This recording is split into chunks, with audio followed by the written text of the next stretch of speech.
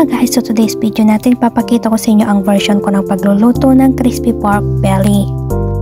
So ang una ko palang ginawa dyan guys ay binoil ko muna yung bandang may balat bago ko siya tinusok-tusok para mas maging maganda mamaya yung kanyang pagka-crispy. Yan kasi ang sekreto na isa guys para maging crispy ang ating iluluto na pork belly. So after natin natusok-tusukin guys ang kanyang balat ay hihiwain din natin ang kanyang laman para mamaya pag nilagyan natin ng sauce ay papasok po ang ating mga ricado sa loob ng karne. Medyo nahirapan nga ako dyan guys kasi medyo matigas ang ating nakuha na karne today. So katapos nga natin guys ay gagawin na natin ang ating marination na sauce. So ang una kong nilagay guys ay soy sauce lamang. Tatlong klase lang guys yung aking ingredients dito. Soy sauce, sugar, and then yung malapot natin na soy sauce na kung tawagin dito ay soya sauce. Yan nga yung medyo matamis-tamis pa guys, ayan. Yung malapot na matamis konti na soya sauce dito.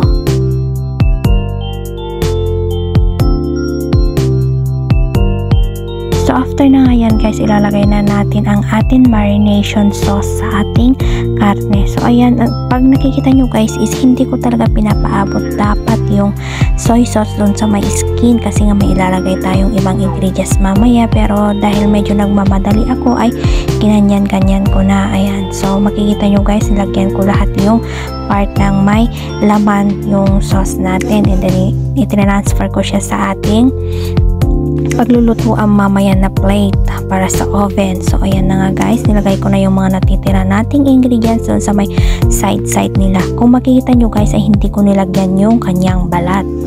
So ang susunod naman guys ay gagawa tayo ng pangpahid natin sa skin ng ating crispy pork belly. So ayan, nakita nyo guys ay naglagay ako ng suka or vinegar, tapos naglagay ako ng baking soda.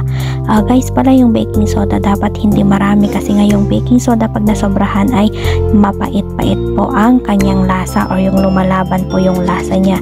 Ayan guys, so lalagyan muna natin ng asin bago natin ilagay ang ating baking soda with suka. So ayan guys, ang baking soda pala and the suka is siya po ang magiging way para maging crispy po ang ating lulutuin na pork belly.